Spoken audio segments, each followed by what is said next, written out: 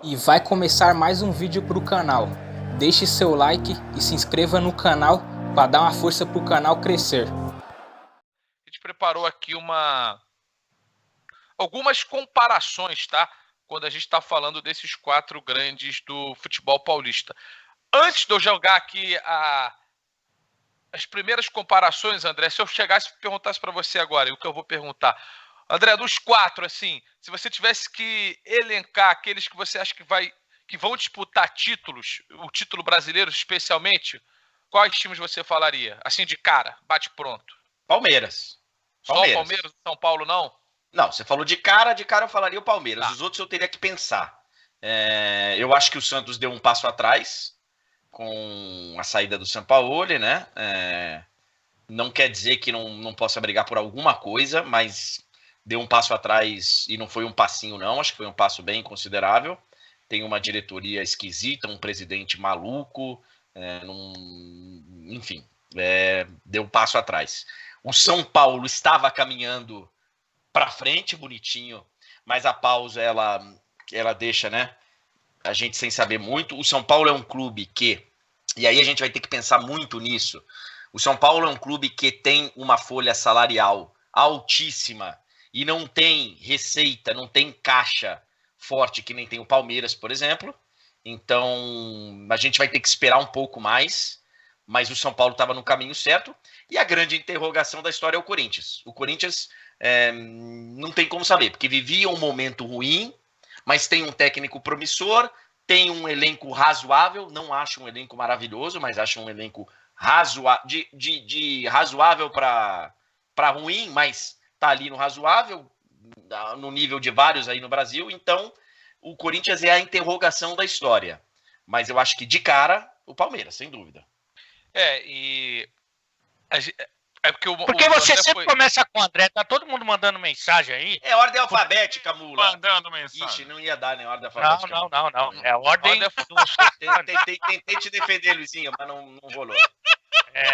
Tá pegando bem mal pra você, a ordem alfabética funciona da seguinte maneira: aqui é por sigla, é AH. Isso, aí sim. A-O-N-B, entendeu?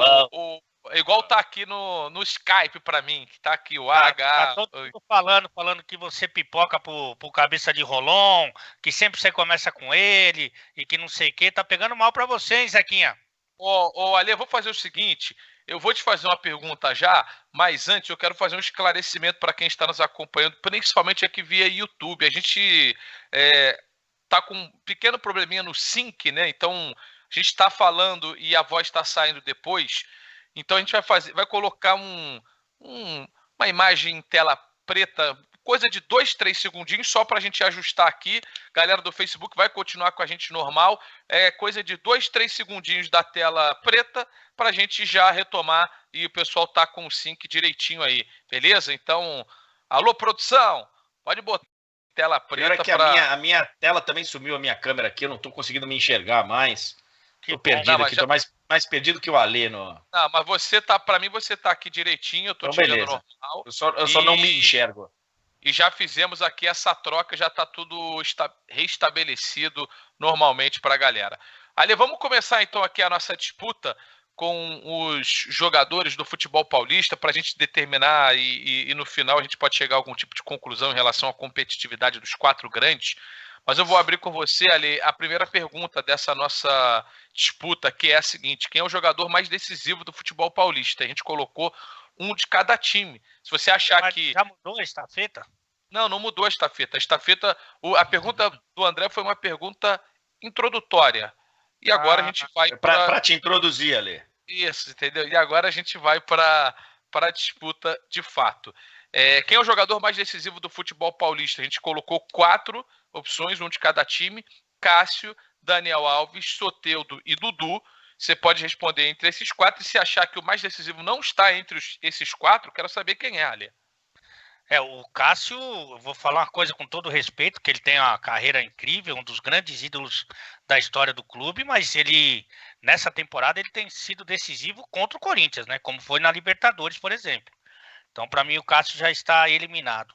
O Soteldo, para mim, foi um dos jogadores de maior destaque no Campeonato Brasileiro do ano passado. Mas o Santos enfrenta vários problemas, né? Talvez essa parada tenha sido muito ruim para o Santos também, porque o time parecia começar a se entender, mas a verdade é que demorou muito pro treinador se adaptar ao estilo de jogo dos atletas que ele tem à sua disposição. Os atletas também um pouco relutantes com relação às mudanças que o treinador propôs, e aí quando eles começaram a chegar num acordo, o treinador começou a entender um pouco mais que o time gosta de marcar pressão, que o time gosta de agredir o adversário, aí que o time começou a mostrar alguns sinais de evolução. Tem problemas financeiros que certamente vão se agravar nesse momento, então acho que isso tudo contribui para que o Soteldo não tenha tido um começo de ano tão brilhante como foi no ano passado. O Dudu, a gente sabe muito bem que quando ele volta das férias, ele não volta assim, não demora o mesmo tempo que os outros para se colocar na sua melhor condição física e técnica.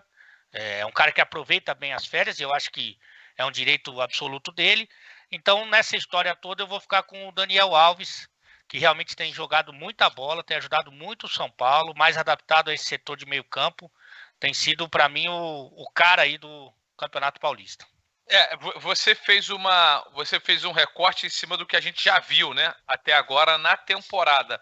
E se eu te fizesse essa pergunta, basicamente como a gente fez ontem, né? Nas melhores condições, pensando numa disputa ali no meio do Campeonato Brasileiro, quando todo mundo estiver na sua plenitude, você acha que ainda seria o Daniel Alves o cara mais decisivo?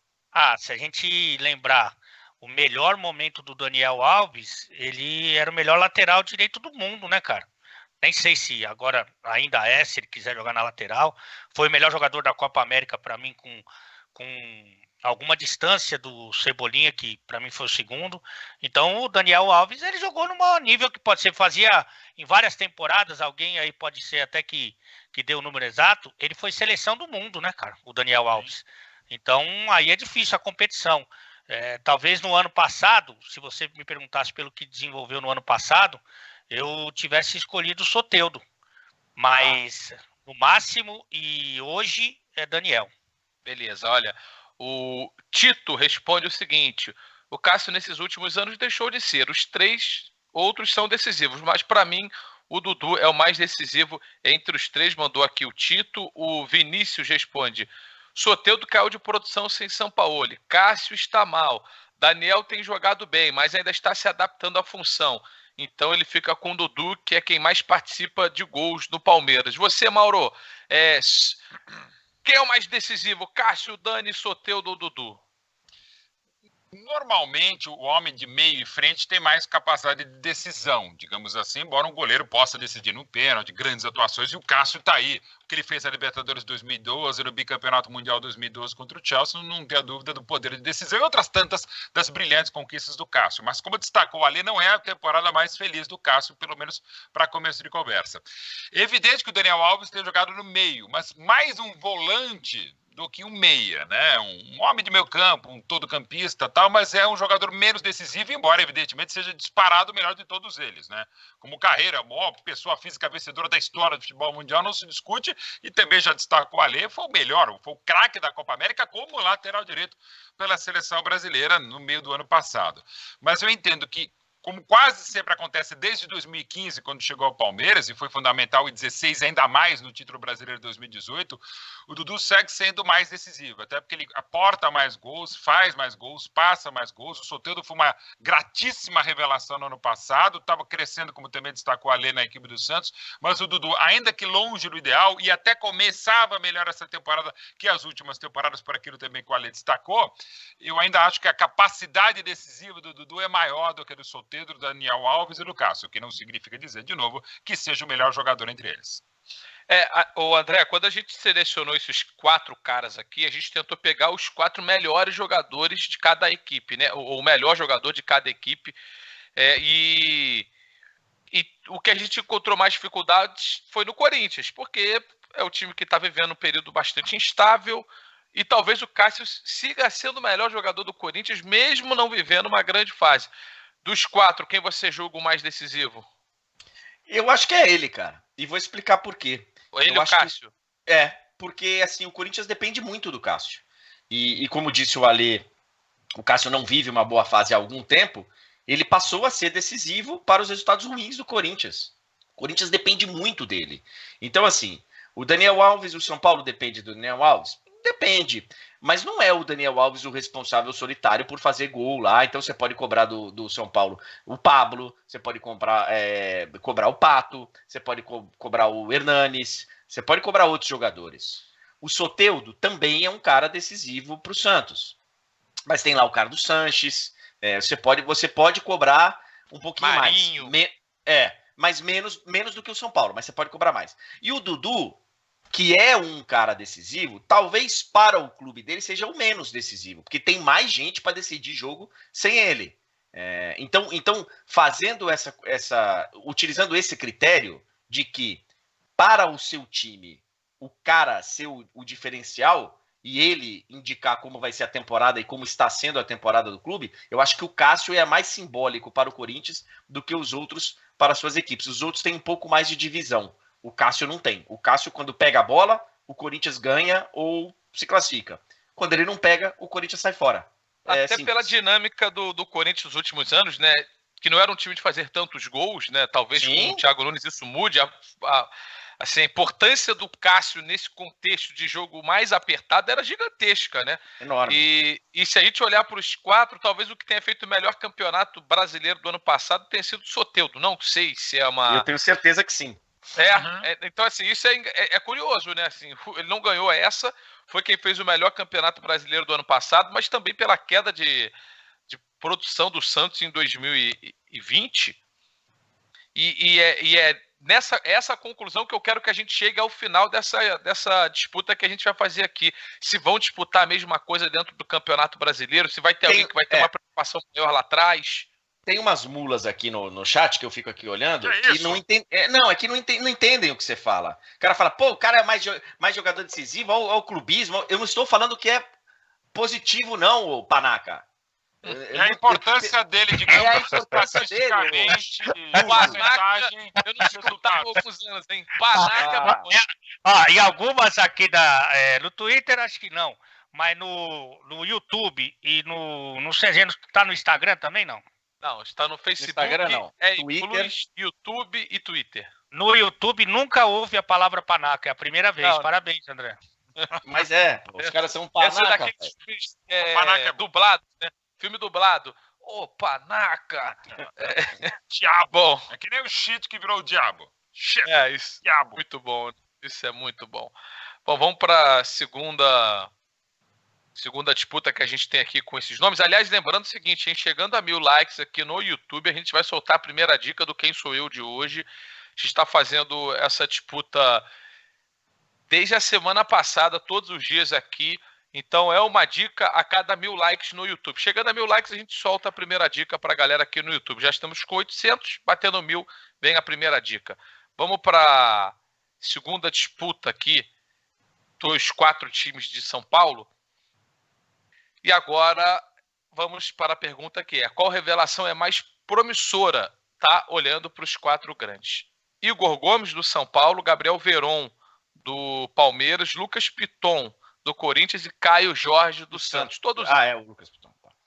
Todos eles, alguns com mais espaço já dentro de seus clubes, mas com uma observação muito interessante de seleção de base, de serem caras que realmente, não só os clubes, como o futebol brasileiro também aposta. Eu vou começar com o Mauro Betti. Cara, primeiro deixar claro que eu acho os 4 muito interessantes mesmo, de potencial realmente muito bom, porque às vezes a gente espera, como diria o Ale, uma estafeta dessa, a gente precisa pegar um de cada um, vai você, cara. Não, são 4 muito interessantes sim. 4 com potencial de irem longe e, lamentavelmente, quando a gente fala longe, é irem jogar fora, com potencial de seleção brasileira. Eu vou pegar o Caio, acho que é o mais jovem deles, né? O Caio Jorge. Acho que ele é mais jovem até que o próprio Gabriel Veron. Confesso não saber, mas tá próximo, enfim. O Verón é impressionante, até a condição física, a cabeça dele, o que ele já fez no Mundial Sub-17 como campeão, craque da competição ano passado aqui no Brasil. O Igor Gomes demorou para ter essa chance no São Paulo, mas a cabeça é muito boa, um jogador muito elegante, gosto de ver o Igor Gomes jogar, mas eu acho que talvez o mais desequilibrante, até pensando, lamentavelmente, lá para frente em Europa, talvez o com maior potencial de dar certo na Europa seja o Gabriel Verón. Embora ele jogue exatamente pelos lados de campo, e principalmente onde ele se sente mais, digamos, adaptado pelo lado esquerdo do ataque, que é a posição onde a gente tem, além do Neymar, grandes outros nomes também. Mas eu acho que de todos esses, o que tem maior potencial, até pela pouca idade ainda, é o Gabriel Verón. Aí para botar numa escalinha, vai Verón, Igor Gomes, Caio Jorge e Lucas Piton. E é curioso, o Alê, e talvez, e eu estou curioso para saber a sua resposta, porque se for Gabriel Verón, é aquele que o Piton também tem pouco espaço. O Caio Jorge vem jogando mais no Santos e o Igor Gomes hoje é o titular absoluto do São Paulo, né? Talvez pelo momento que vivem os clubes. Qual é que é a tua resposta para essa pergunta, Alê? É o meu voto aí. O Igor Gomes, para mim, é o jogador que para mim, eu vejo um potencial, não sei se é um potencial, mas uma adaptação mais tranquila, porque eu acho que o mais bola de todos esses é o Gabriel Verón, eu acho. Só que eu tive a oportunidade, a honra e o prazer de conhecê-lo. A gente fez aí uma estafeta juntos, né? E ele é bem assim, bem timidão, cara, quase mudo assim, um cara que tem medo das palavras, talvez até das pessoas um pouco, mas ele é bem retraído. E assim, não tem como você não levar isso para o campo, quando você vai jogar com o Dudu, vai jogar com o Felipe Melo, vai jogar com o Luiz Adriano, é muito difícil, às vezes acontece, o cara é tão, por exemplo, o Neres, que já é um outro caso, o Neres nem sabe o que está acontecendo, ele não tá nem, ele tá tão em outro mundo que para ele é Real Madrid ou Real Matismo, como a gente tem aqui na Várzea de São Paulo, é a mesma coisa. Agora, o Verón, eu acho que ele não teve uma transição como se esperava, tanto que se você lembrar lá nos treinamentos lá da Florida Cup, ele ganha um espaço absurdo, assim, a expectativa é que ele fosse titular dali para frente, até o fim da temporada, e aí ele acabou frequentando banco, titular, banco, e em nenhum momento ele se firmou, e eu acho que o Igor Gomes hoje é o dono da posição, você pode até discutir se ele não é o segundo principal jogador do São Paulo hoje atrás do Daniel Alves. Então, por isso que eu vou no Igor, mesmo entendendo que o potencial do Verón é muito grande. Mas só que, como ele é muito jovem, muito tímido, muito, eu acho que quando ele ficar mais à vontade no profissional, esse menino tem tudo para explodir. E o Palmeiras, talvez entendendo, né, esse momento ainda da transição do Verón, tem apostado o que apostou no Rony, né? Porque hoje você monta um ataque com Rony, Dudu e William e Luiz Adriano, fica realmente difícil para você encontrar um espaço para um novo entrante, ainda mais para um garoto que vai ter que mostrar sequência, aquela coisa de regularidade, que é muito difícil. Talvez o Igor Gomes tenha sido o primeiro a atingir essa regularidade, André, mas pode não ser o mais promissor na sua visão. Eu acho que os quatro se encaixam bem na categoria de jogadores promissores, tá? Eu acho que os quatro estão bem colocados aí. O Igor Gomes está mais pronto, eu acho, dos quatro. O Igor Gomes, ele já tem uma rodagem pelo clube. Agora, quem eu acho que é mais promissor de todos, eu acho que é o Verón. Ele ainda está um degrau atrás, mas eu acho que o mais promissor deles é o Verón. Voltando à brincadeira de ontem, se eu sou lá do Real Madrid, do Barcelona, do Bayern de Munique, de um grande clube europeu, eu venho para o Brasil, eu vou ver os quatro em ação. Vou lá dar uma olhada nos quatro. Mas eu marco a minha passagem para ficar ali dando uma sondada e uma cercada no Verón com mais tempo para entender ele, porque eu entendo perfeitamente o que o Ale fala. E eu até contei isso no dia aqui, um dia que eu estava falando do Ronaldinho Gaúcho, que ele chega na Copa das Confederações lá no México, e o Mosca, o cinegrafista histórico enfim, do esporte brasileiro, e ele vai fazer uma matéria com o Ronaldinho, e o Ronaldinho tá numa loja dentro do hotel, uma loja de roupa, de camisa, até de times e tal, e ele vai atrás das camisas, o Mosca tenta filmar, aí ele sai, ele olha assim para ver se o Mosca tá filmando ou não. Assim, muito tímido, muito tímido. Então, faz parte do clube deixá-lo à vontade também. Então, eu acho o mais promissor deles o Verón. E aí vou indicar uma pro Mauro antes das próximas disputas. Qual que é o papel do Luxemburgo aí para tentar aproveitar melhor esse garoto? Não só aproveitar, como adicionar coisas, né, na carreira do menino, assim, de dar elementos para ele jogar mais desse time do Palmeiras. Jogar, principalmente. Não só jogar, mas jogar também, né? O Vanderlei é um dos maiores da nossa história também porque ele muda, a gente já falou bastante, para resumir aqui, ele muda a característica dos jogadores ou cobra. A gente, na longa conversa que tivemos aqui no Esporte Interativo com o Dudu, ele reiterou essa questão, que o Vanderlei pede para que ele faça mais gols, finalize mais, tal, e o Vanderlei tem esse feeling há muito tempo. Aliás, e maravilhosa Gabriel... a entrevista, hein, Mauro? Parabéns. Muito obrigado, Lindinho. Não, Dudu... Sensacional. Monstro, né, aí você é diferente, muito... que você é muito humilde, diferente daquele...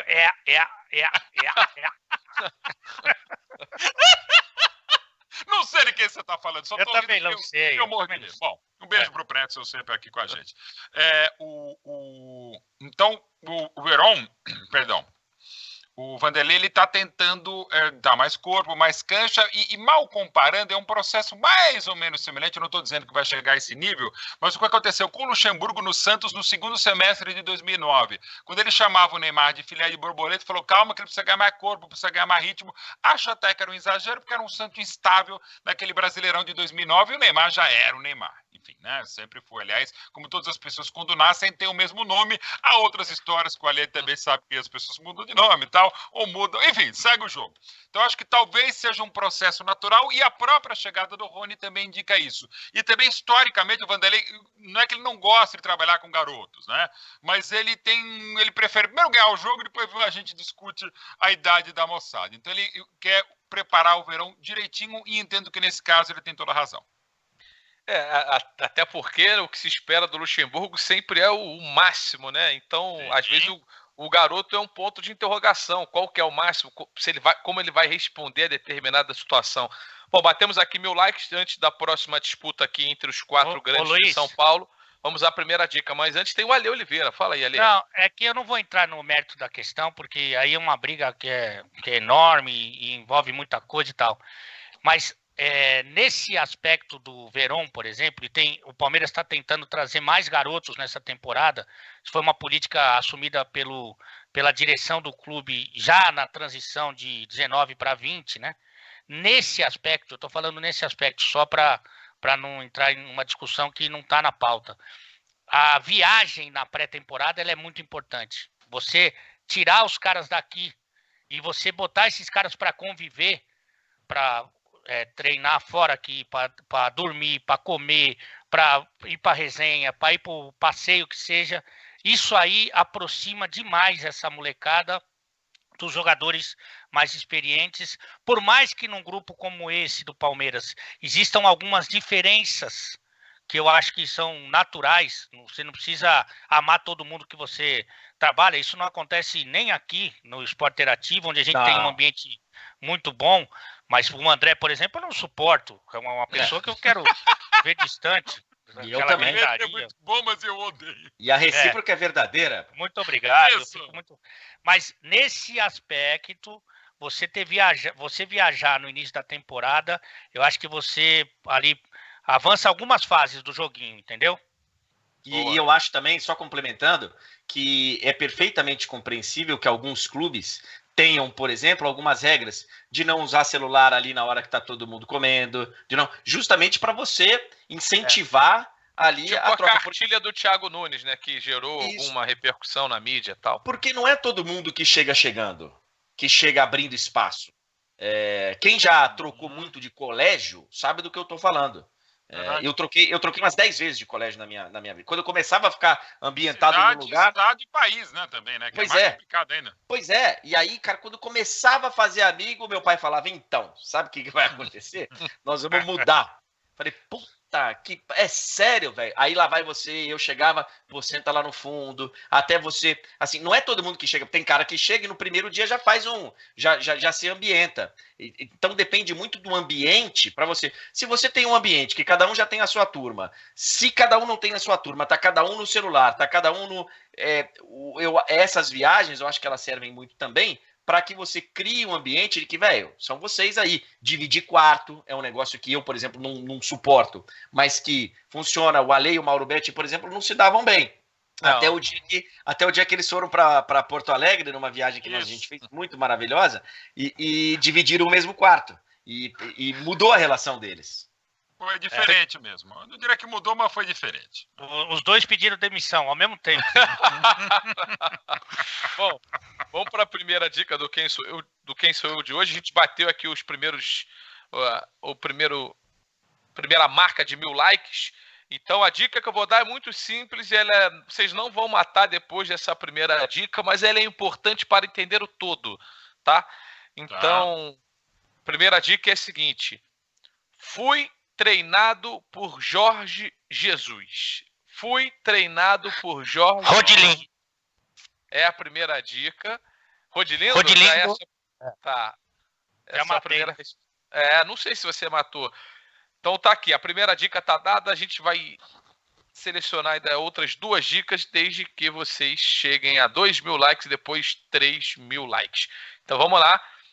Fui treinado por Jorge Jesus, a primeira dica. Vamos voltar aqui à nossa disputa do futebol paulista. Passamos pelo jogador mais decisivo, passamos pelo jogador mais promissor e agora vamos para aquele que pode ser a maior decepção. E aí tem jogador e treinador.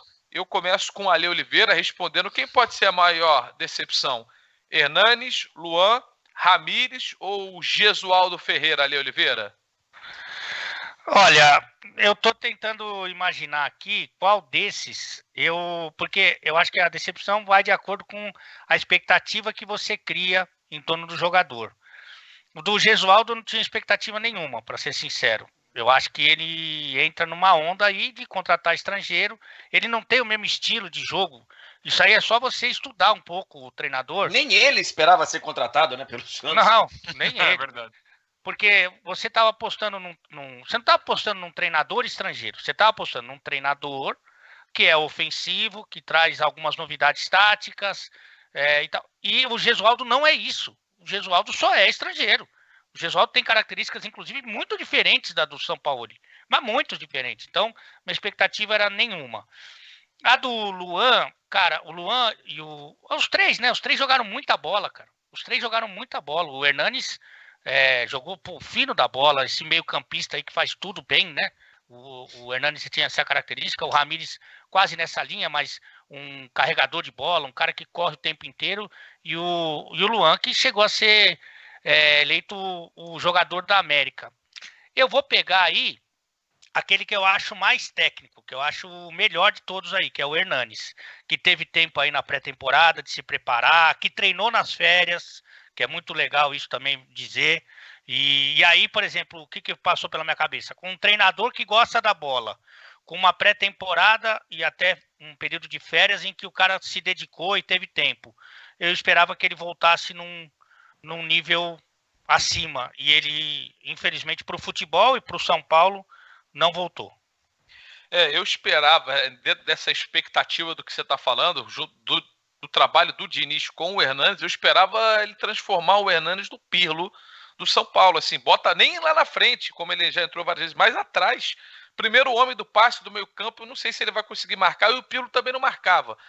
Mas você ter um cara com a qualidade dele no passe, pô, é indispensável dentro de um contexto de jogo como o do Fernando Diniz. Mas, André, assim, o Hernanes também daí é o mais experiente, então talvez você diminuísse a expectativa por saber que ele já está mais rodado, já deu muita coisa para o jogo.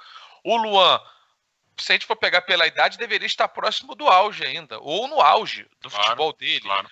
O Ramires já foi campeão da Europa, sendo das peças mais importantes daquele Chelsea campeão da Europa. O Gesualdo é um cara com muita história, técnico estrangeiro, para rotular da maneira mais também simples tem muita possível. história. mas não é tão técnico. Então vai lá, André, responda aí. Qual desses pode ser a maior decepção?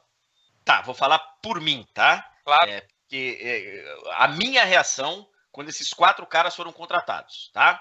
A minha, quando alguém me falou que o Gesualdo estava chegando no Santos, eu fiz, hã? What?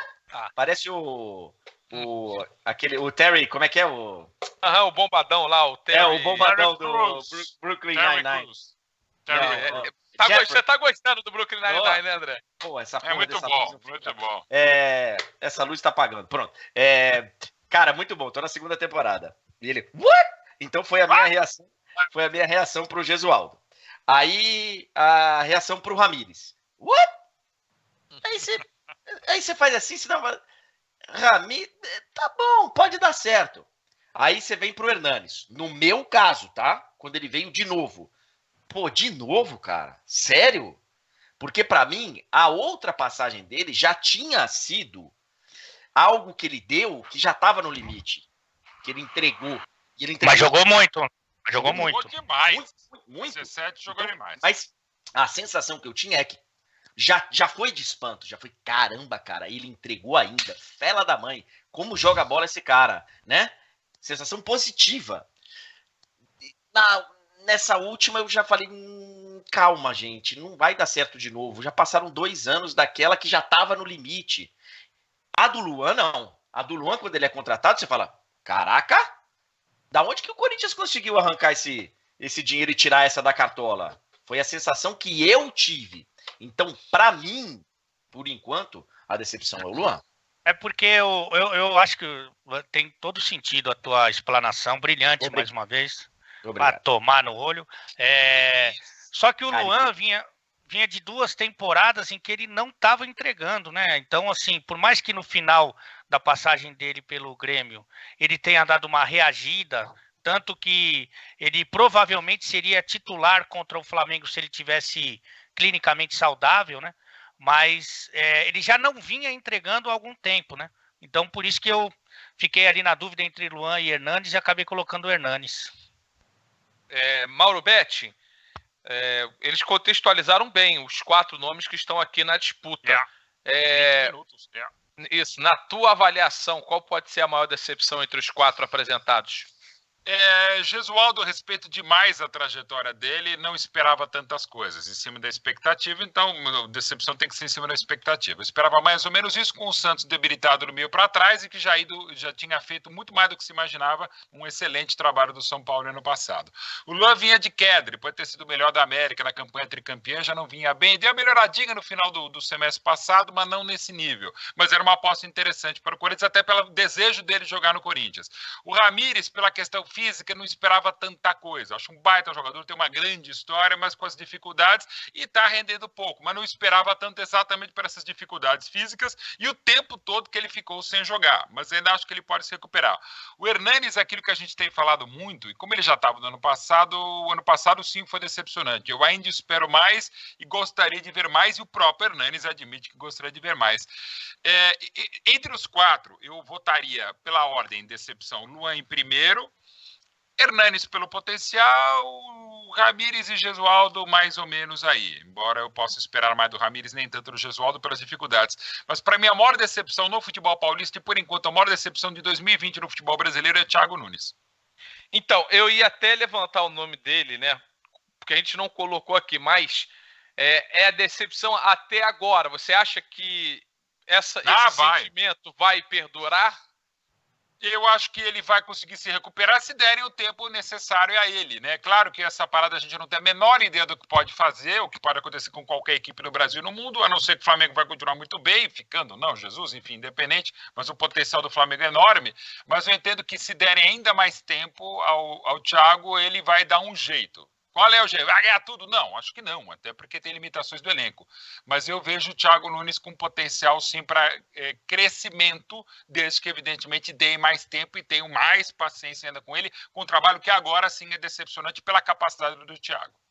E sobre o Ramires, que está nessa lista também, eu imaginava que ele seria um reforço para o Palmeiras nessa temporada. Ele não foi na temporada passada.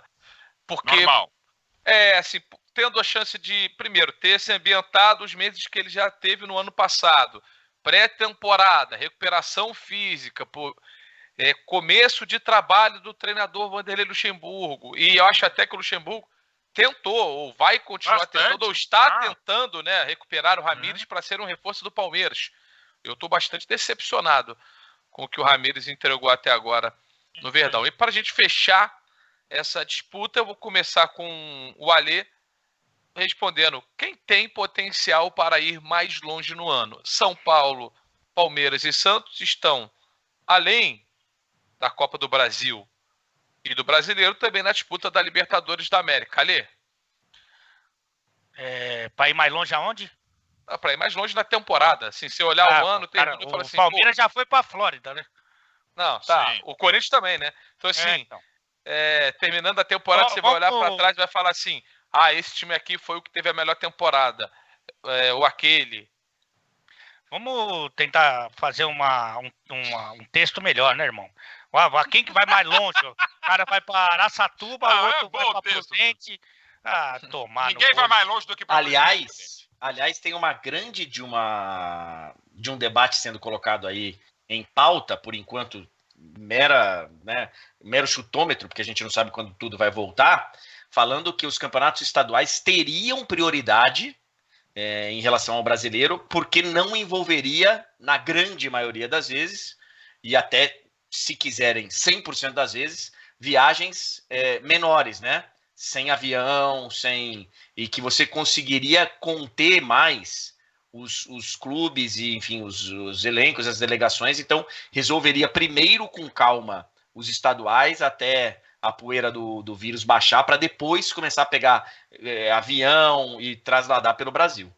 Na Alemanha, parece que o pessoal tá querendo voltar lá, né? Hoje eles já estão fazendo plano, né? Hoje saiu hoje ou ontem, né, saiu uma entrevista no New York Times com o chefe da Bundesliga falando da operação que envolveria cerca de 240 pessoas a cada jogo. Seria limitada a 237, né, Luizinho? Eu vi hoje, estava hoje no New York Times falando 240, mas...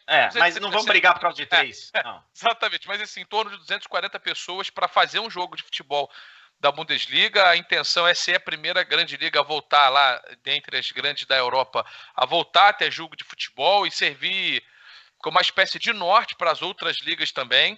E, obviamente, com portões fechados, provavelmente até o final do ano, a Bundesliga fazendo uma operação realmente muito robusta para tentar voltar com o futebol na liga principal e também na segunda divisão, hein? Liberar todos os estádios e jogos acontecendo em todos os palcos da Bundesliga 1 e da Bundesliga 2 também.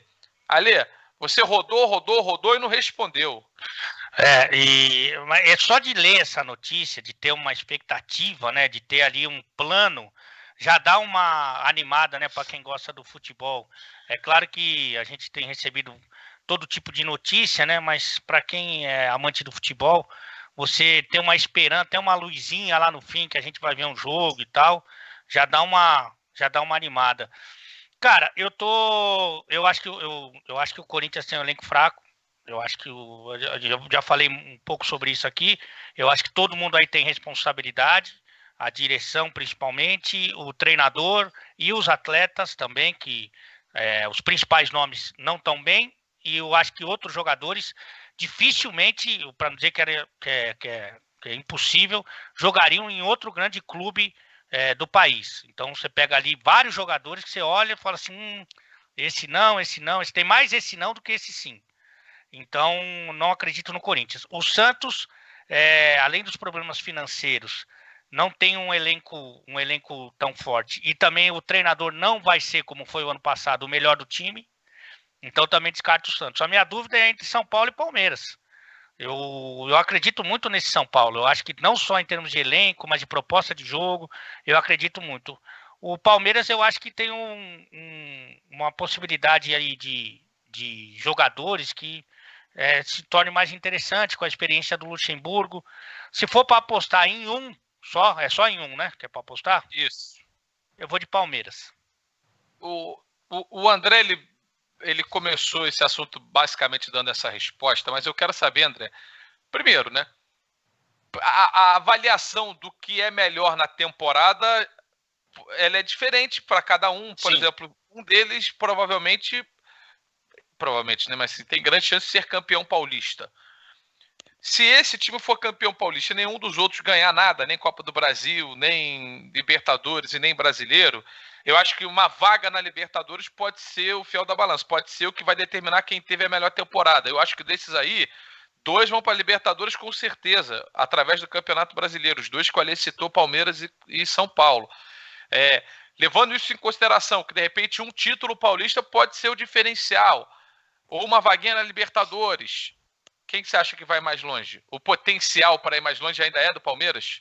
Eu acho que sim. Acho que ainda é do Palmeiras. E o que você fala em termos de expectativa para o ano, eu acho muito sério, porque assim, o Corinthians, a expectativa para o ano, se ele for para a Libertadores, eu acho que para a Libertadores, né? Fase de grupos da Libertadores, não pré-Libertadores, eu acho que o ano tá no bolso. Já ficou muito complicado conseguir o Tetra Paulista, né? Tetra Paulista. Isso, seria o Tetra Paulista. Já ficou muito complicado. Apesar de que o Paulista tem uma mudança grande agora, né? Se o Santo André vai conseguir manter os jogadores, tem muita coisa para ser resolvida. O São Paulo é um asterisco aí entre eles, porque o São Paulo precisa gritar é campeão, velho. O São Paulo, se ele gritar é campeão do Paulista, o ano tá ganho, a meu ver. Porque o torcedor do São Paulo tem uma geração aí que não viu ainda o São Paulo ser campeão, cara. E é uma maluquice.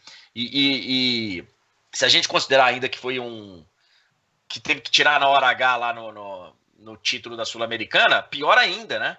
Na hora do bom, não deu, né, para aproveitar. Então, é complicado. O Santos, eu acho que ele vai ficar feliz com de novo ir para Libertadores e um título paulista, por exemplo, beliscar uma Copa do Brasil. E o Palmeiras não, a expectativa do Palmeiras ela é maior. Então, assim, o Palmeiras, se ele termina o ano sem conquistar um título, sem brigar de frente com o Flamengo, pode até perder o título, mas sem brigar de frente com o Flamengo durante todo o campeonato, o sentimento vai ser também de derrota da temporada. Mesmo assim, eu acho que deles todos, quem tem mais potencial é o Palmeiras. O André tá... O que eu entendi da fala do André, a chance de se frustrar maior é do Palmeiras, né? Mas é o time que pode chegar mais. É a mais alta. E acho até que a pressão na Libertadores, que já era grande, vai ser ainda maior, porque talvez... Tem que ver os moldes da Libertadores, como é que vai ser, né? Obviamente, mas dentro de um contexto que a gente viu do Brasileiro do ano passado, com o Flamengo sendo avassalador, talvez seja mais fácil, eu diria até que é certamente mais fácil você ganhar a Libertadores do que o Campeonato Brasileiro do Flamengo, porque você não vai ter que jogar 38 rodadas, né? Mauro Betti, quem tem potencial para ir mais longe? O Palmeiras. O Palmeiras tem mais potencial pelo time que tem, pelo elenco que tem, pelo potencial que tem, pela vontade do Luxemburgo em geral.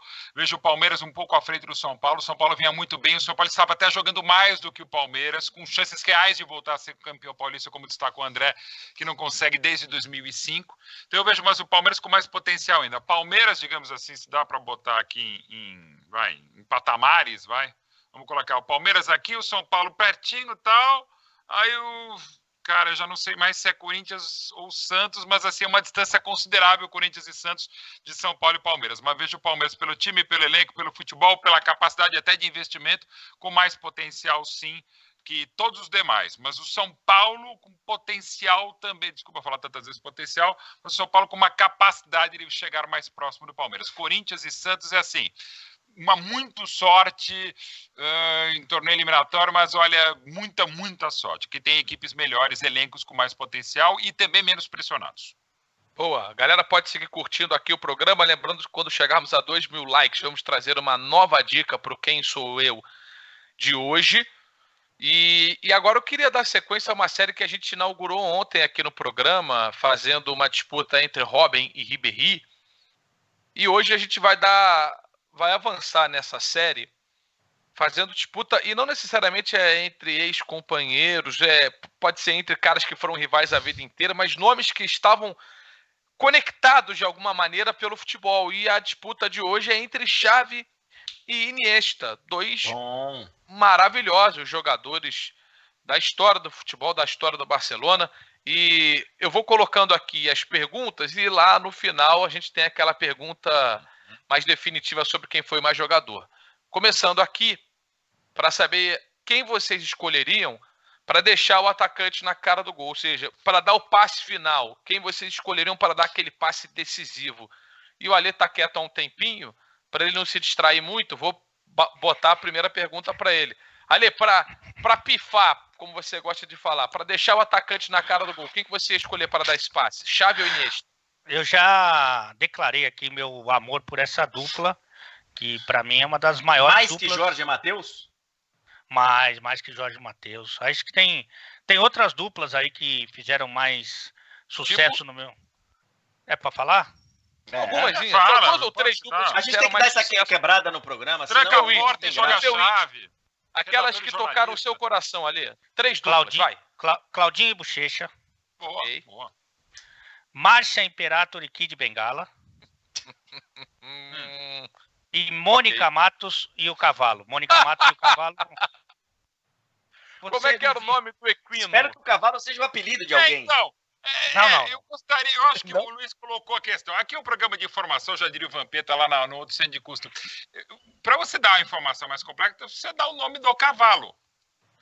Não, eu não conheci o Cavalo. Quem conheceu, aliás, intimamente, foi a própria Mônica Eu Matos, sei, né? mas de repente não, certamente o cavalo tem um nome. Então procure saber, traga a resposta no programa de amanhã, por favor, Ali Oliveira.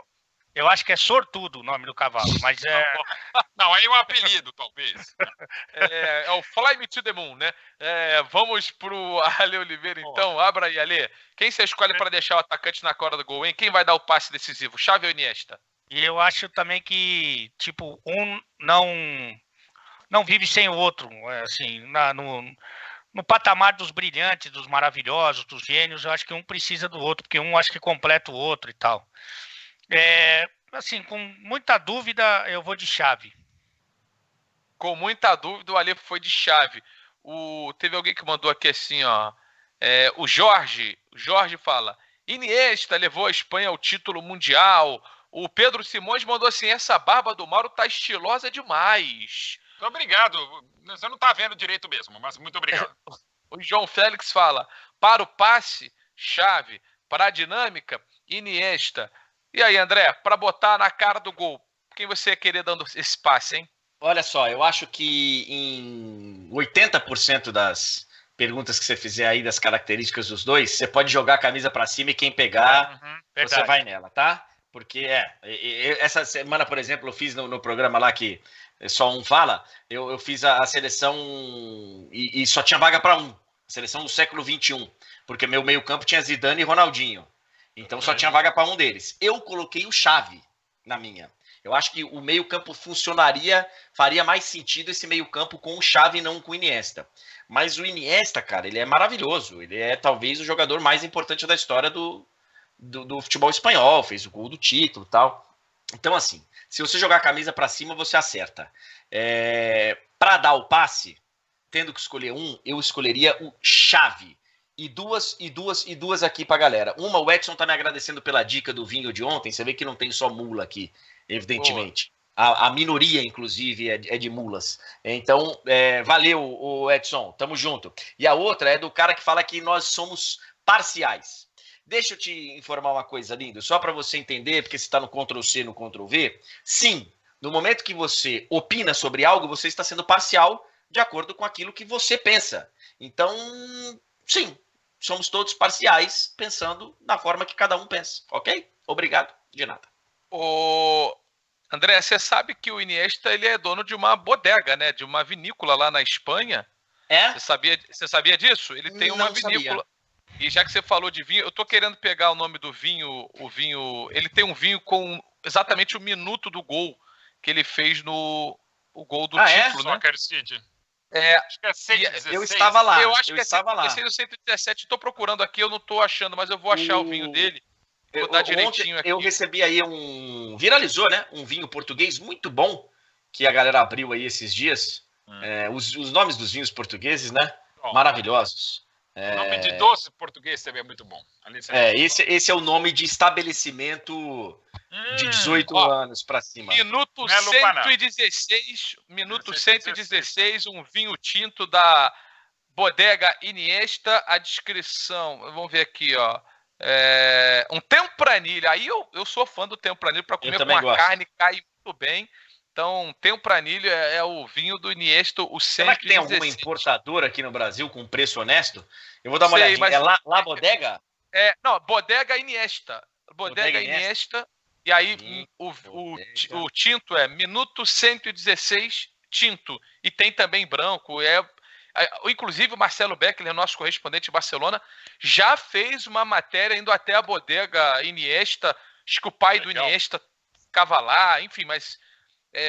fugimos um pouquinho do tópico, mas adicionamos uma novidade, problema. Uma coisinha diferente. O Juan Mata tem um restaurante que eu acho que o André já deve ter ido, né? Porque é um restaurante muito conhecido na Espanha, que é uma das coisas mais maravilhosas que eu já tive o prazer de... Na Espanha, É na Espanha, né? Ele é espanhol, né? Eu não sei, Ale, eu não conheço, honestamente. Agora ele mora na Inglaterra, né? Mas, enfim. Não conheço. Ele é tempranilho? Ele é tempranilho? Tempranilho. O Minuto 116 é tempranilho, isso aí.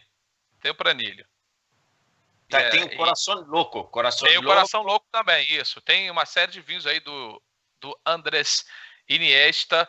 Fica aí a dica para quem... 116. Achou aqui no Brasil? 2013, tá indisponível no estoque. Mas esse 2013 é safra categórica, hein? Ô, louco. Bom, o André respondeu chave, o Alê respondeu chave também, né? E o Mauro Betti vai responder chave ou Iniesta para dar o passe decisivo. Você sabe que hoje, 4 da tarde, a gente vai mostrar a grande final de 2011 lá em Wembley, entre Barcelona e Manchester United. E na narração do Jorge Igor, eu provoco algumas vezes mesmo, né? Para que ele responda chave ou Iniesta, né? E aí, durante o jogo, a gente vai falando bastante sobre isso e tal. Mas, assim, a bola, e eu pego uma frase que o próprio Xavi dizia: eu não nasci para ganhar o prêmio de melhor do mundo, mas eu nasci para deixar o melhor do mundo na cara do gol ou construir o melhor jogador do mundo. E, claro, quase sempre ele se referia ao Messi, mas também antes ao Ronaldinho Gaúcho, né? Eu acho que exatamente para deixar a bola na cara do gol, o Xavi tinha uma visão 5D, né? O Iniesta também tinha uma 5D, mas eu gosto tanto dos dois e nunca sei a resposta, embora eu já saiba, e vou deixar um spoiler para o final. Eu acho que nessa questão, e já dando um gigantesco spoiler, eu acho que para colocar um cara na cara do gol, vindo um pouquinho mais de trás, eu vou dar para o Xavi. Mas se você me perguntar daqui a 6 segundos, eu vou responder Iniesta. E tem uma coisa... Depois eu volto a responder Xavi. Isso. Há alguns anos atrás, saiu uma matéria na revista da UEFA, em que o Xavi estava na capa, e uma coisa que ele falou que me chamou muito a atenção é o seguinte: ele fala, eu nunca vou dar um passe para alguém que vai ficar numa situação pior do que eu estou. E isso é maravilhoso, né? Porque ele não vai se livrar da bola para botar o outro cara no fogo e falar assim, bom, vai lá, te vira, irmão. Não. Tem uma coisa que eu sempre falava, Luiz, que é o seguinte: se você fez o passe, falava pro jogador, se você fez o passe e gritou ladrão, você passou errado. Boa. Né? Boa. Se você fez o passe, você já deu a bola e falou, ó o ladrão, você já deu errado, irmão. Dá para outro que não tem o ladrão, né? E agora, tem uma coisa também. Tem uma coisa. Mas se você tá pressionado, você tá muito pressionado e o cara tá um pouco menos, você dá aquele toque e sair para buscar, e o cara só dá um tapinha. Não, desculpa, você agora se equivocou. Não, você só jogou a bomba, pro outro cara. Olha só, eu tô saindo, sou um lateral. O atacante vem me impressionar. O meia aparece ali na lateral, só encostando pra eu dar um tapa pra ele, só que vai chegar alguém nele. Eu dou o tapa pra sair do atacante e vir buscar aqui por dentro. Eu não sei o nível que você tá jogando bola. Lá na minha faculdade, se o cara tá com ladrão, o ladrão vai roubar. O ladrão que é a vida real. É a vida como ela é. O ladrão vai levar vantagem. Então você quebra essa bola para frente. Agora, o Xavi e o Iniesta, por exemplo, a impressão que eu tinha dos dois jogando ali, e também quando o Messi vinha conversar com eles e tal, é que quanto mais apertado, melhor. Quanto mais marcação tinha ali, para eles era melhor, porque eles saíam tocando no lugar que estava absolutamente congestionado e daqui a pouco abriu um clarão deles tocando, se mexendo e progredindo. Era impressionante, cara. É lindo de se ver. Eu lembro até que tinha gente que falava assim, nossa, esse time do Barcelona é muito chato. É, chato para adversário que não pega no caroço. Isso aí. Bom, galera, mais 200 likes aqui, uma nova dica pro nosso Quem Sou Eu de hoje, tá? Então, dá like no vídeo, no YouTube, chegando a 2.000 likes, uma nova dica pro Quem Sou Eu. Passamos da primeira pergunta entre Xavi e Iniesta. A segunda pergunta é a seguinte. Mais difícil, porque esses caras não tinham muito essa característica. Eu vou passar para o Mauro começar. Mauro, para decidir um jogo, quem você escolhe? Xavi ou Iniesta? Como é que chamou o vinho do Iniesta? 116, minuto 116. Por que ele chama 116? Porque ele fez o gol do título mundial da Espanha no minuto 116. Próximo. Então tá bom. Foi nessa... Porque tinha uma coisa... Que, assim, ô Mauro, eles não eram perfeitos, né? Jogavam muito, mas não eram perfeitos. Mas estavam pertinho. Tinha essa questão de, assim, às vezes tava um clarão lá na entrada da área, assim, mete o catiço, bate no gol, vai lá dentro. Pô, tem essa ambição de gol e, assim, acho que faltava um pouquinho isso nos dois. Por isso que eu falei, olha, para decidir o jogo, talvez seja mais difícil até do que escolher para quem dá o passe. Não tenha dúvida. O questionamento é perfeito e, assim, como não existe time imbatível, não tem jogador perfeito. Lembrando que o Pelé é outra categoria e o Messi está perto dessa categoria do planeta de onde veio o Pelé, o Messi é um satélitezinho. Então, assim, faltava talvez um pouco mais disso. E aí faltava também, por orientação, sobretudo da época Guardiola de 2008 a 2012, um certo gosto de chutar fora da área. Embora a gente vai ver hoje 4 da tarde também, que era um time que sabia chutar fora da área quando queria, né? Parecia que pro Barcelona do Guardiola só podia valer gol dentro da área, né? Aquela coisa de pelada maravilhosa. Talvez tenha faltado um pouco mais para os dois, mas a gente vai ver de novo nesse jogo que eles também batiam bem de fora da área, não só eles, né? Sim, faltava. O Xavi tinha uma coisa legal, e ele vai mostrar nesse jogo de novo, que vamos mostrar às 4 da tarde, o finalzinho do jogo já, título encaminhado para o Barcelona, ele pisando na área várias vezes, ele pisava muito bem. Mas o Xavi, até por característica, ele sempre jogou numa faixa mais central. O Iniesta, nas primeiras oportunidades dele com a equipe do Barcelona em 2005, ele jogava quase sempre substituindo o Juli pela ponta direita, no 4-3-3 do Rijkaard. Então ele começou pela direita, depois se notabilizou mais pela esquerda como meia pelo lado esquerdo e às vezes jogando como ponta esquerda no 4-3-3 Eculé. Então assim, o Iniesta jogou mais vezes pelo lado de campo. Então às vezes ele não entrava tanto em diagonal. Com o próprio Daniel Alves em fase espetacular, Daniel via como um ponta direita entrando e foi o cara que mais passes para gol deu para o Messi na trajetória brilhante deles pelo Barcelona. Então o Iniesta ficava um pouco mais longe da área, o Xavi pisava um pouquinho mais. Mas essa crítica você pode fazer sim aos dois. Eles poderiam ter um pouquinho mais o gosto pelo gol, mas mais decisivo e pelo minuto 116, e não só por isso, nessa eu fico com o Iniesta mais do que pelo Xavi. Ô Mauro, aproveita e responde aqui o TL1 que tá perguntando que jogo é esse que você tá falando e onde vai passar esse jogo? Opa, na TNT, no Facebook, a partir das 4 da tarde, na nossa Liga Retrô, não sei se assim se chama, mas enfim, é o jogo. Vai passar Barcelona 3, Manchester United 1, a grande decisão de Wembley da Champions League em 2011, a revanche de Roma entre as duas equipes em 2009, e o jogo antes de a bola rolar e depois também, eu já imaginava e acabou sendo isso, uma das maiores finais de todos os tempos da Champions League, pela fase espetacular que vivia o United e pela fase do maior time que eu vi jogar na vida, que era o Barcelona. Ô Luiz, falando em Manchester, só deixa eu dar a informação completa aqui do restaurante do Mata. Ele é em Manchester, ele não tem nada a ver com a Espanha. Mas é o restaurante de quê? O restaurante de comida espanhola? É isso? Espanhola, chama Tapa e Vinho. Eu comi as croquetas lá, que agora que eu... Croqueta é bem, hein? Eu nem lembrava que tinha comido croqueta, é isso. Mas o que acontece? eu fui perguntar para minha assessora de assuntos internacionais, que é a Isabela Pagliari, que eu tomei tanto vinho que eu não sabia nem que país que eu tava, né? Mas o restaurante do Mata é lá em Manchester. Você não foi, Careca? Não, As não croquetas tenho maravilhosas. dinheiro para isso. Chama Tapio and Wine. Tapio Isso. and Wine. O que eu falei? Restaurante do Mata. Não, você não falou nada, meu irmão. Você não falou nada, falou que era em Manchester. Só isso você falou. Não falou o nome do restaurante. Corrigiu. Fica na 209 Deansgate em Manchester, no Reino Unido. Tem um tempo que eu não vou a Manchester, porque a gente tem ido lá para fazer... Aliás, fez 10 anos agora da última vez que eu fui lá, foi o Chelsea-Manchester United, que foi o jogo do título do Chelsea, praticamente, no gol do Drogba, que estava meio impedido, inclusive.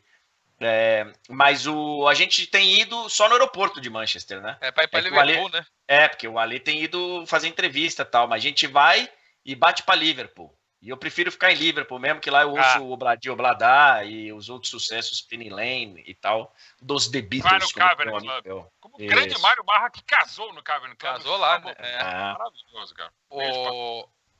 André. Mário Marra, maravilhoso, hein? Só para deixar o registro aqui. Maravilhoso. Quem você escolhe para decidir um jogo para o seu time, Xavi ou Iniesta, André Henning? Iniesta, obrigado, de nada. Ok, entendido, compreendi a vossa mensagem. Ale Oliveira, Iniesta ou Xavi? Eu só vou assinar embaixo tudo que falou o Mauro Betti, aliás, foi bem breve. Parece que ele engoliu o Lancelotti, o Calçade e ele mesmo, o Mauro Betti. Lembrando que eu sou o que menos fala nesse programa. Segue o jogo.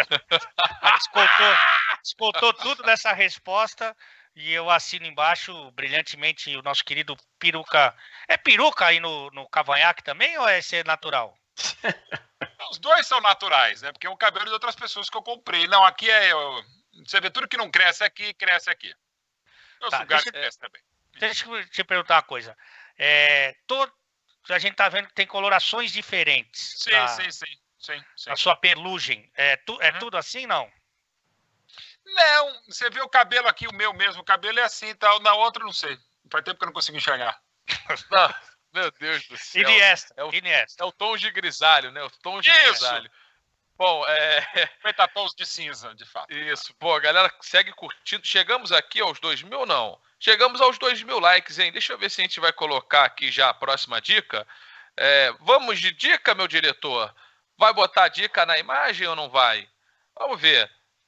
Vamos usar. Vamos de dica é a resposta que eu recebo. Então vamos de dica. Primeira dica do Quem Sou Eu foi a seguinte. Fui treinado por Jorge Jesus. A segunda dica é: sou campeão de 3 ligas europeias. Sou campeão de 3 ligas europeias. Fui treinado por Jorge Jesus e sou campeão de 3 ligas europeias. Fica aí, chegando a 3.000 likes, a gente mostra mais uma dica. Se não chegar a 3.000 likes, vamos tentar resolver com essas 2 dicas no final do programa. Então, dada aí, portanto, a segunda dica do nosso Quem Sou Eu de hoje. E eu quero lançar agora a terceira pergunta da disputa Xavi e Iniesta. André, para ser capitão do seu time, você escolhe o Xavi ou escolhe o Iniesta? E você dá tanta importância assim para a tarja de capitão? Acho que é importante. Acho que simboliza muito a equipe que você tem e como é o seu time, dependendo de quem carregar essa faixa de capitão. Eu acho que fala muito de uma equipe. E eu acho que o Xavi seria o meu capitão.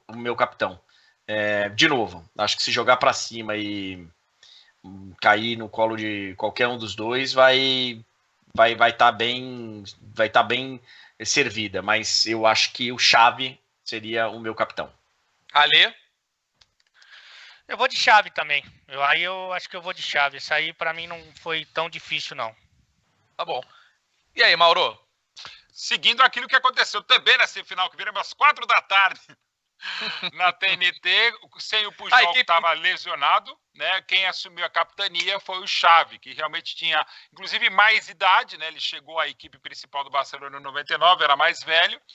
Não só por isso, ele realmente tinha uma voz mais ativa no vestiário e uma liderança técnica inegável, também por isso que estamos falando, mas sem dúvida era a chave mais esse espírito de El Capitán do que o Iniesta. Bom, e teve gente perguntando, o Mauro falou do Facebook, é no Facebook do Esporte Interativo, tá, gente? Às 4 da tarde, no Facebook do Esporte Interativo, na TNT, a decisão da Champions de 2011, Barcelona e Manchester United em Wembley. Dado aqui o registro, portanto, aliás, é tão importante esse negócio de capitão, tão importante, que nesse jogo, vou dar um spoiler aqui. Verdade. Porque no final do jogo, o Guardiola coloca o Puyol em campo, né, para terminar o jogo com o Puyol como capitão do time, porque ele era o capitão. Mas ele estava vindo de uma contusão, não jogou a partida, já estava 3-1 para o Barcelona. No final ele coloca o Puyol em campo. E na hora de levantar a taça, o Puyol deixa que o Abidal levante a taça, porque o Abidal, 2 meses antes, tinha feito uma operação para tirar um tumor no fígado. Depois ele até fez transplante de fígado, mas ele na época ele estava saindo dessa cirurgia para retirar um tumor, e então o Abidal foi quem levantou a taça, presenteado pelo Puyol. Perfeito. Ó, vai ser legal demais hoje, 4 da tarde. Galera, pode continuar dando curtir aí. Alguém quer palpitar em relação ao quem sou eu ou não se habilita ainda? Só da dica que eu dei aqui, é segunda. Treinado pelo Jorge Jesus. Três títulos. 3 ligas diferentes. Se vocês tiverem Bernardo Silva é o nome dele. Tá bom, já. O Ale deu o palpite. Eu daria de Maria. Mantém o palpite errado do Ale. O palpite do André, quem pegou. Ele pode reforçar lá no final, sim ou não. A gente fica aguardando aqui para botar depois da dica. E agora a pergunta definitiva, tá? Sobre essa disputa que a gente apresentou nesses últimos minutos. Xavi e Iniesta.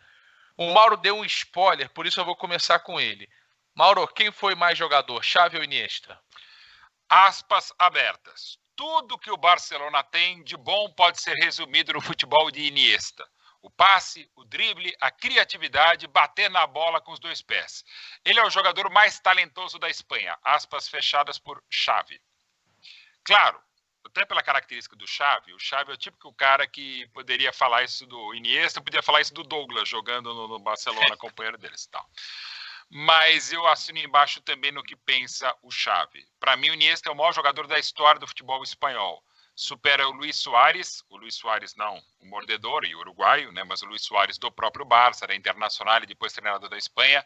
O Raul Gonçalves foi um grande jogador, grande artilheiro, até ser superado pelo Messi e pelo próprio Cristiano Ronaldo. Mas para mim o maior jogador da história do futebol espanhol, mais do que Zamora, que evidentemente eu não vi, mas era um mítico goleiro dos anos 30. Para mim o maior jogador da história da Espanha é o Iniesta e... Só para repetir a frase aqui, tudo que o Barcelona tem de bom pode ser resumido no futebol de Iniesta. O passe, drible, a criatividade, bater na bola com os 2 pés. Ele é o jogador mais talentoso da Espanha. Se o Xavi diz que o Iniesta é o jogador mais talentoso da Espanha, que pode não ser o melhor, é uma outra discussão, eu estou com o Xavi, para mim é Iniesta. Ele joga no meu time. Então, pro Mauro Betti, o Iniesta foi mais jogador do que o Xavi. Ale Oliveira. É difícil separar os dois, né? É difícil escolher entre um dos dois, mas aqui não vai ter como. E eu, ouvindo o Mauro falar brilhantemente, eu fico com a impressão que a gente vota em um pedindo desculpa pro futebol e pro outro, né? Isso mesmo. É cheio assim de um montão de cuidado, de puxa vida, porque a gente magoou a gente mesmo tendo que escolher um, né? E é essa a impressão que eu tenho também, essa sensação, né? Mas eu vou também votar no Iniesta, com todo respeito, torcendo pro André votar no Xavi, mas eu vou votar no Iniesta. André, eu vou falar um negócio. Os números, se a gente for olhar os números do Xavi, são números assim, de assistências e gols, são números superiores em alguns aspectos do que o do Iniesta, apesar dele ter jogado um pouquinho mais atrás. Mas talvez o Iniesta fosse mais mágico, né? Assim, ele tinha uma coisa isso que o Mauro falou, né? No caso, quem falou foi o Xavi, mas o Mauro trouxe as aspas aqui. Pô, dessa magia, até do drible que ele tinha bastante. É difícil. Eu confesso que eu não preciso responder, eu não fiz essa reflexão, por isso que eu tô passando para vocês. Quem você acha que jogou mais? Então, cara, eu tive que fazer isso aí por causa do programa que eu participei outro dia. E eu realmente não fui olhar os números, porque número é com outro, não é comigo. Eu vi os dois jogarem, né? Então, de novo, eu acho que se você jogar a camisa para cima, no colo de quem cair, tá bem vestida. Mas eu, não porque o Ale pediu, mas porque eu já tinha feito isso na minha seleção do século XXI, eu sei que o Iniesta vai ganhar a maioria delas. Eu acho que o gol do título, ele conta muito no sentimento de quem vota. Você chega, os dois são, né, praticamente empatados. Os dois jogam demais, maravilhosos. Um fez um gol numa prorrogação de Copa do Mundo que deu um título inédito para o seu país. Pode ser o critério de desempate que você precise. Mas no meu caso, eu vou votar ainda no Xavi. Eu voto no Xavi por um simples aspecto. Que o Xavi, ele é quase que um ponto de partida, sabe? O Iniesta faz o que faz também pelo Xavi. E muito pelo Xavi. E talvez por isso, por ter sido, assim, né, a base, talvez por ele ser a base, eu o coloque como mais jogador. Eu acho que o Iniesta era mais técnico, mas dentro do domínio até da função, cara, o Xavi, ele revolucionou. O Xavi, ele é mais revolucionário, eu acho, dentro da função dele do que o Iniesta. Então, o Ale falou bem, né? Eu tô pedindo desculpas aqui pro Iniesta, pode mandar o vinho pra gente, foi mal, tenho que votar no Xavi, mas o meu voto vai pro Xavi. Por Bom isso, voto. mais por Bom isso voto. do que qualquer outro. Bom voto, né, Ale? Bom voto não tem voto bem, ruim, né? bem argumentado, assim. Eu não tenho, né, o canal aqui, o negócio do YouTube, dos comentários, mas eu gostaria muito de ver se os caras estão xingando a gente, né? Tipo, burro, o Xavi jogou mais, só Anto, o Iniesta jogou mais. Não tem como chamar de burro. Essa aí mas eu acho que eles conseguem. Sei lá, 4 queijos e marguerita. Qualquer uma tá ótima, pô. Não tem. Ninguém Alguém xingou? falou assim, ó. Não, tá todo mundo... Não, xingar mais ou menos. Sempre tem Aqui, o Barça Mil Grau mandou assim: Xavi e Iniesta é dupla café com leite, né? Aquela coisa, né? Tá junto, não dá mas pra... eu, por exemplo, só tomo café. Você não toma café com leite? Não. Pô, café com leite é campeão. Café com Tá leite bom, mas eu não gosto. Você vai querer agora discutir comigo o negócio de café com leite? Xinga ele. Eu não quero. Eu não quero. Agora, se não ninguém xingou, é que a estafeta deu errado. Essa que é a verdade. Não, tem muita gente xingando, falando assim, ó, puta papo chato, hein? Ô Mauro, e a gente vai seguir com as nossas disputas aqui ao longo das próximas semanas.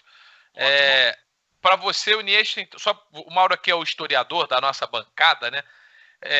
Só para eu entender, o Iniesta é o maior jogador da história da Espanha, o Xavi tá no top 3 ou não tá no top 3, e nenhum deles é o maior jogador da história do Barcelona. Não, porque aí entram, evidentemente, os estrangeiros e tem o Messi, né, cara? Você poderia... Claro, mais pelo que a gente lê, ainda você tem algumas imagens, assim, o Kubala, ele é um cara... Isso. Ele é um Kubanacan, lembra do Kubanacan, novela? Kubanacan também, tem uma novela que eu, sei lá...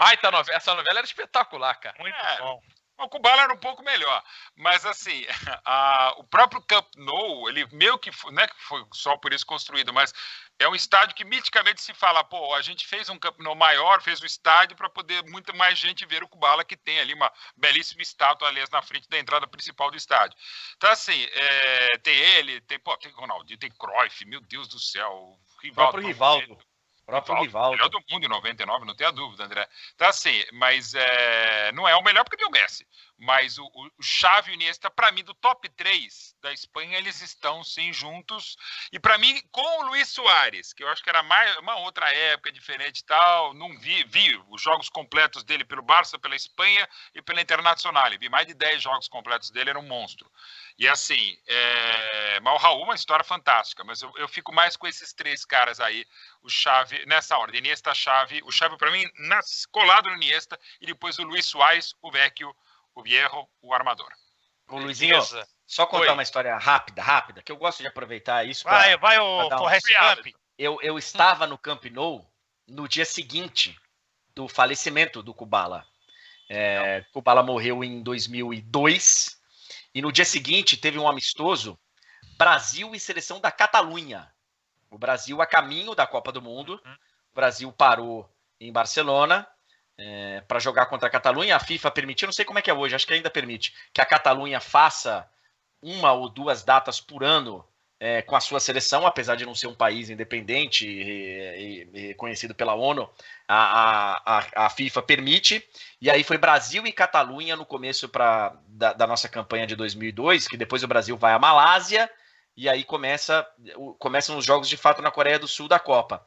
E foi o minuto de silêncio mais silencioso e respeitoso que eu vi na minha vida. Um negócio assim que eu me emocionei, e todos nós brasileiros, que até aquele momento a gente não tinha tido, pelo menos os repórteres que estavam comigo, a gente não tinha tido uma experiência de presenciar um minuto de silêncio mesmo. Um minuto sem ninguém tossir. Foi no dia que morreu, no dia seguinte que morreu o Kubala, jogador do Barcelona. Impressionante, né? Vamos para as dicas culturais aqui e a gente espera mais um pouquinho para ver se o pessoal vai chegar até os 3.000 likes para a gente colocar a última dica do Quem Sou Eu. Se não chegar, nós vamos ter que dar a resposta com as 2 dicas já dadas. Mauro Betti, você recomenda o que para a galera? Um livro que tem muito a ver com os nossos tempos, mas tem a ver com todos os tempos, por se tratar de um clássico do escritor argelino Albert Camus, que foi goleiro, inclusive, na juventude. Tanto é que ele diz que tudo que ele aprendeu na vida, que melhor ele aprendeu na vida, sobretudo sobre regras, foi jogando futebol. E é o A Peste, né? É um livro maravilhoso, maravilhoso. Pesado, né? Pô, tipo de dica que o Luizinho adora. Isso que eu ia falar. Exatamente isso, André. Eu ia emendar, né? Daquelas dicas pra cima, up to date, né? Ups, né?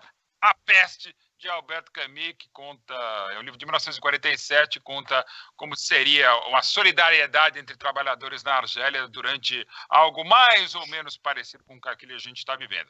É pesado, sim, mas independente do momento, embora o momento seja bastante dependente, é um livro que vale a pena ler para tentar entender algumas coisas ininteligíveis desses dias que vivemos. A Peste, portanto, é a recomendação de Mauro Betti. Eu hoje estava com alguma dificuldade para fazer uma recomendação, não tinha pensado muito em alguma coisa, e aí lembrei que fora se preparar para o programa, né, irmão? Aí se preparar para o programa, estudar aí, com a bandeira da Grécia aí, sentar essa bunda gorda aí e começar a falar. Agora, você tem que se preparar. Aqui o esporte interativo, irmão, é Tanner. Entendeu? Aqui não é um bagulho aí que você senta e faz qualquer coisa. Então, para você ver como é que eu estou alinhado com a nossa empresa, eu vou recomendar um documentário chamado Blackfish. Eu lembrei disso porque até recomendei fora do ar para o André Henning.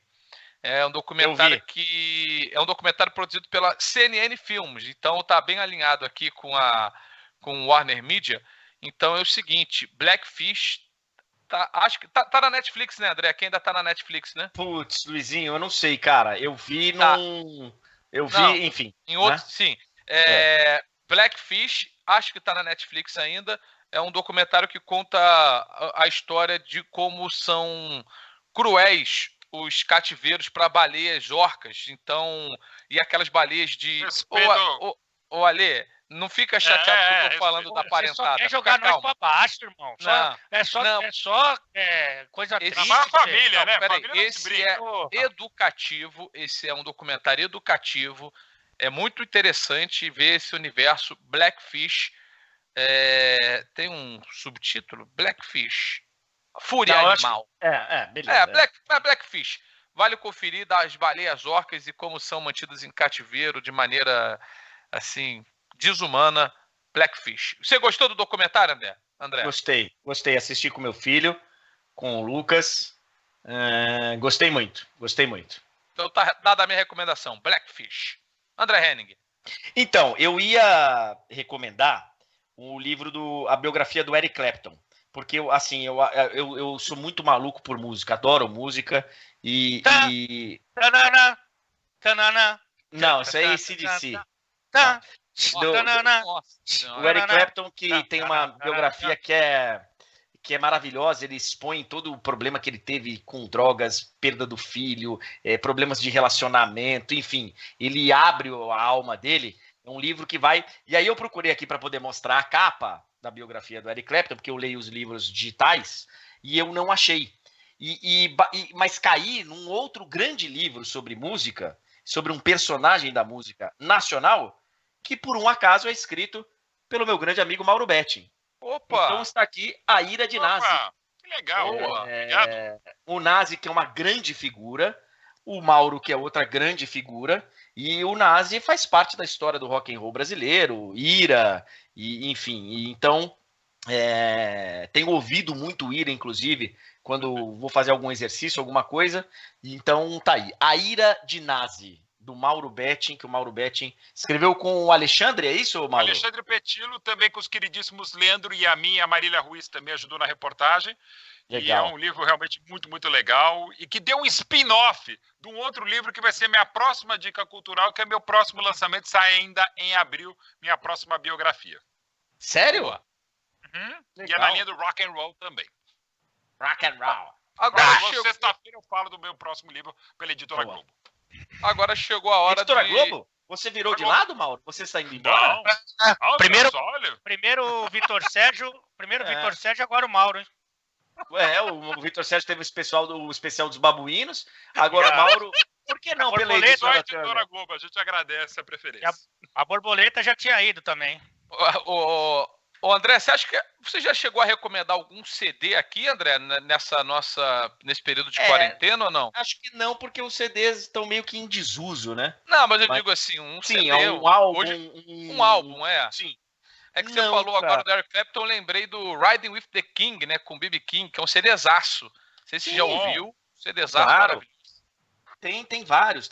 Amanhã eu vou falar de música, então minha recomendação Boa. amanhã vai ser algum áudio musical. Boa. Agora, momento que a gente tapa os ouvidos e escuta. O isso. feed que escuta a recomendação da Ale Oliveira. Ô, Luiz e amigos, vocês sabem muito bem que a gente não deve sair de casa, ok? Perfeito. Então, quem é casado já não aguenta mais dar aquele tapa na banguela, na patroa. Quem é solteiro não aguenta mais amassar o todinho. Então, eu vou fazer uma recomendação culinária. Você peça na sua residência um pucheiro. Você faz Quê? um pucheiro. Você faz um pucheiro. É. O pucheiro você faz... Faz você em casa. Em casa, faz o pucheiro em casa, você liga lá pro chefe Benedetti, ele traz tudo que precisa para fazer um belo pucheiro, e aí você tira a tua barriga da miséria, você desconta aí o tempo perdido com a própria esposa. Mas dá pra um só, né, o pucheiro? É uma porção pra Depende um. muito. E depende come como, muito. Ale? Mas nessa Como é época que melhor come? um pucheiro que dê só um. Come lambendo os beiços, né, ô Luiz? Porque a gente tá aí nessa rotina dura. Agora você dá de cara aí com um pucheiro na sua residência, é coisa de cinema. Você mete uma luz vermelha aí, um polidense e vai embora, rapaz. Isso aí é coisa... Pucheiro pra você que tá aí nessa aflição aí, nessa coisa do... Sabe? Então vai dessa aí. A maçã do Pikachu, né? Não foi essa uma das expressões que Isso. você consagrou? Esmagaram Esmagando o Pikachu, né? Que coisa baixo nível. Então posso falar com o chefe Benedetti que ele arruma o pucheiro aqui, é isso? Ele conhece tudo dessa área aí e vai te consagrar, viu? Você tá precisando, Luiz? Eu vou mandar uma mensagem pro chefe lá, para ver se ele arma aqui. Ok. Gente, olha só, às 4 da tarde voltaremos com o nosso girão de placa. Vou receber aqui os repórteres do Esporte Interativo para um bate-papo e amanhã às 10h30 da manhã voltaremos com a nossa versão regular do programa, o nosso debate aqui, o de placa feito em casa. Beijo a todos e até amanhã. Tchau. E já fomos ou não? Fomos ou não? Dica? E a Não dica, fomos, não. Mula? Eu acho que a gente ainda não foi. Se não foi, não foi. Deixa eu ver. Estamos ainda? Voltamos, hein? Voltamos fora. porque eu esqueci, cara. Eu esqueci. Que várzea que tá isso, hein? Nossa senhora. Olha lá, voltamos. Foi Aí o justo hoje pessoal ainda a bem gente que ia não foi terminar embora. meio-dia. O pessoal não foi embora. Continuamos aqui, o pessoal não desbloqueou a terceira dica. Então, eu vou repetir as duas dicas e aí a gente vê quem mata. O André, por favor, fica quieto. Fui treinado por Jorge Jesus e sou campeão de 3 ligas europeias. Ale Oliveira, o seu palpite final é Bernardo Silva, certo? Mas já errei, né? Mas já errou, exatamente. Como sempre. Mauro Betting, você escutou o que falou o André ou não? Eu confesso que não, mas sei lá, de Maria? É o Di Maria. o Mauro acertou, o André também acertou. E a terceira dica seria: joguei com Cristiano Ronaldo, Messi e Neymar. Tá ruim de parceria de Maria ou não? Mas ele, o nosso Quem Sou Eu de hoje. Já ia na verdade, ia esquecendo não, né? Eu esqueci, mas eu fui lembrado aqui para não esquecer. Esqueceu a suma. Você já tem alguma coisa? Eu esqueci. Tem alguma coisa em vista aí já, né, irmão? Um cato online aí, um negócio de emprego. Aí você já tá. O pessoal tá contratando bastante, fica tranquilo. Isso, o mercado tá bom. E quantidade de nome errado que eu tô lendo aqui também, né? De pegadinha de nome, daqui a pouco fica mais fácil ainda tomar essa decisão. Agora sim, 4 da tarde estaremos de volta com a nossa versão Girão, com os correspondentes e repórteres do Esporte Interativo. Quero fazer o convite também. Quem vai estar hoje no Girão? Então, a gente está reunindo os nossos repórteres, não sei dizer. Mas daqui a pouco ele coloca no Twitter dele, nas mídias sociais. Porque a princípio a gente vai ter a Tati... Escreve no blog. Você quer que eu te fale? A princípio é a Tati Mantovani, Fred e Aline Nastari, mas eu não posso garantir. Não posso garantir. Então, é o seguinte, 4 da tarde tem o Girão, 4 da tarde também no Facebook do Esporte Interativo e na TNT tem Barcelona e Manchester United, final da Liga dos Campeões da Europa de 2011. Vamos relembrar aquele grande jogo. E amanhã, às 10h30 da manhã, estaremos de volta com o de placa regular. Um abraço a todos. Agora sim, uma boa tarde. Agora em definitivo. Valeu. E é isso, galera. Esse aqui foi mais um vídeo. Deixe seu like e se inscreva no canal.